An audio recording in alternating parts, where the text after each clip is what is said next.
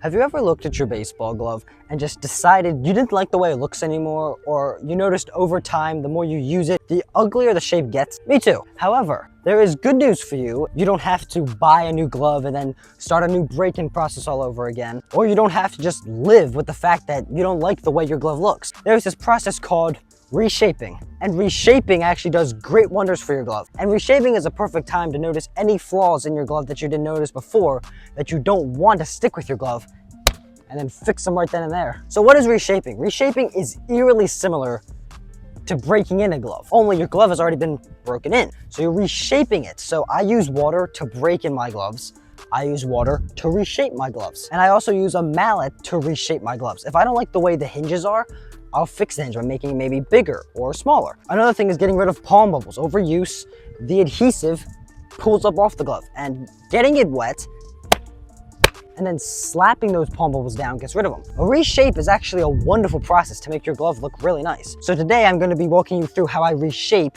one of my gaming gloves that I actually use in games. This is our glove of the day. It is a Rawlings Mark of the Pro, finest in the field, 12.5-inch RBG 36BC, all other shell. Big name, yes, I read everything on there except that thing. Anyway, this is my gamer. I go 2 in the pinky. It feels pretty decent 2 in the pinky. It is a budget glove. It was only like 60 bucks, so what can you expect? However, I've noticed the shape just doesn't look as pleasing as it once was. So, because I don't like that, I'm gonna reshape it. And one thing I really noticed was this heel here is just way too big. I wanna minimize the 2-hinge break-in. But this is what I'm gonna be walking you through with. Now, you're probably wondering how I start my reshapings. And the way I start my reshapings is with water. I use water. Anyway, now when doing this, you wanna make sure you don't wet it too much. Budget gloves especially, they hold water a whole lot more than regular gloves. With this sink, it's so much easier to just pinpoint exactly how much of a spot you wanna get wet. It's quite satisfying. Now, you're not really supposed to use hot water for this. It may sound weird, but you're supposed to use room temperature water, I've heard. But hot water, for some reason, just fixes the gloves when they're floppy. I don't know why, but it worked for my Mizuno. Hopefully it works for this glove. But yeah, I should probably get to a different position so I'm not bending over. Now you can actually start the break-in process. And this shape wasn't too bad. It's just not great. So literally all you need for tools is something. This is a dumbbell. So use this as like a mallet. If you have a mallet, a glove mallet, great, use that. But this works just as fine. And then this actually does wonders. This is a weighted baseball. It's a swing rail in case you're interested.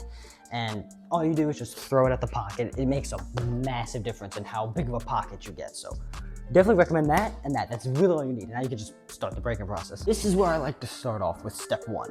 Step 1 is just pounding the palm to get rid of the palm bubbles. These are palm bubbles. You basically just take your mallet and just start smacking at it. And that is a bubbleless palm now. So now it's flat. Now I like to work on my hinges. If you don't know what hinges are, this is a hinge and this is a hinge. The majority of baseball gloves I see, they just clasp. They just have a seam. And that's what we think is right because we just think we gotta close it. But honestly, hinges are really good. So instead of your glove like smushing together like this, a 2-hinge closes like this. So it leaves some surface area. It's easier to close sometimes. The glove gets less floppy. It can stay up on its own, so it's got more integrity.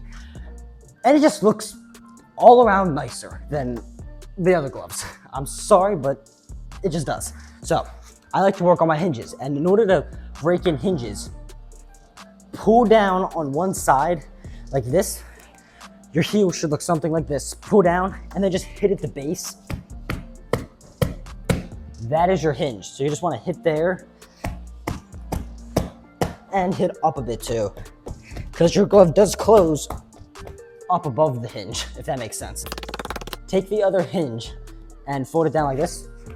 Repeat the process. Just hit the hinge again, hit all the way up to the web. It's gonna be beautiful.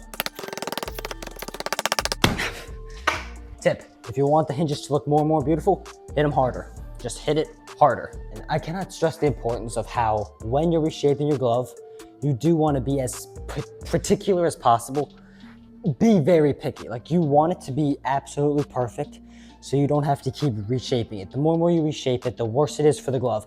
It's not bad if you have to reshape it, but if you reshape it like 3 or 4 times, the glove is not meant to get wet at all. It's meant to catch a ball. It can get wet, which is the beautiful thing about water and gloves, is that it actually helps them with the shaping process and the breaking in.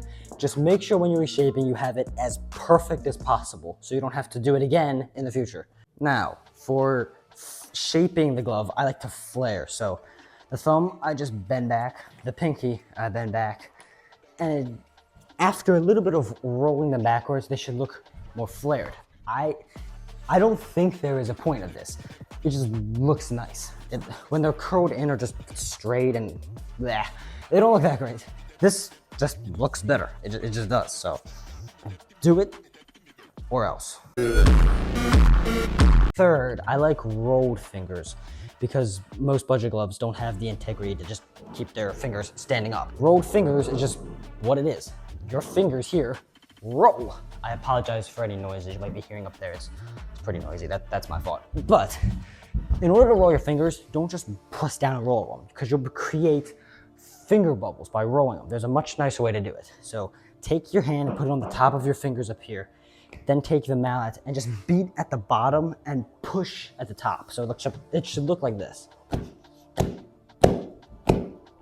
See, I'm hitting at the bottom and I'm pushing down. So in the end, it leaves you without bubbles and nicely rolled fingers. It just looks more natural. So I'd highly recommend you do that. So I say this in like all of my break-ins. Pull your laces, please. Don't pull them as hard as you possibly can because you're not trying to rip them. But pulling them, you just stretch because your fingers are gonna come tightly together. So pulling them just gives yourself more room to shape so the fingers aren't pulling on your flare.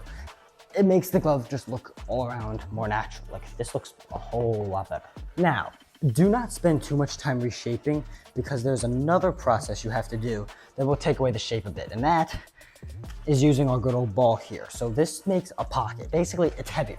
The glove is wet, so it's more malleable, if I'm saying that right. So you should just be able to throw it, and the leather will adapt much quicker to having a heavy ball hitting the pocket. It drives a bigger pocket in. I really recommend you do this. So just hit it in the pocket. Just do this a ton. And you should have a pretty insanely deep pocket. Like it works a whole lot better than just hitting with the mallet in the pocket and then going and having a game of catch when your glove is dry. This just works 1,000 times better. Like I would highly recommend you do this. So once you're done with that and happy, do the final adjustments to your glove. If you see anything that this ball messed up, then you can take your mallet and fix those. Any palm bubbles, anything. So there is one more important thing I want to leave with you before you put this glove away to dry. This is a drumstick. Why is this important? I should have mentioned this in equipment earlier. I didn't, that's my fault. But your glove is wet and you've done a lot of pounding, so you flattened the finger areas and it'll dry flat. So take a drumstick and just shove it up there, twist it around a bit, and do that for all of your fingers. It's oddly satisfying, but it works because it'll leave them open so they dry nicer. And when you put your hands in, it's just nice and snug and just beautiful. And finally, once you have a nice shape, just take it and put it on a dresser on palm side down, because if you put it up like this, it has a chance of setting and clasping. Palm side down is the best position for your glove, and then just leave it there. Just make sure it's out of harm's way so it won't fall off and then get squished underneath your feet, and then all that hard work is for nothing. So make sure it's perfect, put it away, let it dry overnight, 2 nights, however long it takes. Don't rush the process, and when it's fully dry, that's when we move on to our next step. So obviously we're not gonna leave it here. This is just for explanation. So I'm gonna put this where I actually keep it, and then we will get to next step. Okay, it has been 2 days since I put the glove up to dry, and I want to show you its progress now. It's been 2 days, so it's finally dry. This is what the glove looks like. This is what we're working with. I feel like it looks a whole lot better, and you will note that it was definitely floppy before. Current squeezability now is just very difficult, very stiff. So that brings us to our next step, which is pretty interesting. Okay, as you saw, the glove was very, very stiff. So because of that, you can't really squeeze it that well. This process, you may or may not have heard of it. It's called waking up the baseball glove. It's very, very simple, very, very simple. You can't really overthink this at all. You certainly can't really mess it up. And all you need is a mallet and the weighted ball. So essentially the same tools as last time, just minus the drumstick. And basically what you want to do is, since the leather is stiff, you just want to quickly take your hammer, glove, mallet, or just regular dumbbell, and you just want to hit the glove a lot. So you want to hit the hinges, you want to hit up by the web, you want to hit by the fingers, you want to make sure you reshape the glove because it might lose some of its shape when you're pounding. You just want to hit it everywhere. And the leather will surprisingly just loosen up extremely quickly. So it's very, very nice. So let me show you. So essentially you just basically pound everywhere. I'm gonna take my pinky hinge down, hit that a ton, repeat the process with the thumb hinge, hit the fingers as well. They're not that stiff as your hinges and your heel, but you do want to prioritize that as well. And literally just a few pounds later, it's a little bit easier to close. It's still pretty stiff, so we got to keep working with this. Look at that. That is a whole lot nicer. Look, I can actually close it now. It's very, very satisfying. And now with the weighted baseball, you're just basically just loosening up that pocket and just pounding it again just after the leather has set. Just do a couple of those. It also helps with the glove closing because the force as you close, it loosens up the leather. It's really, really satisfying. So, that is so much nicer. Look at that. That is a thumb to pinky close, baby. Before, I could close it like this. After, just so beautiful. I love that. All right, now, the glove is pretty dry because think of leather just like skin.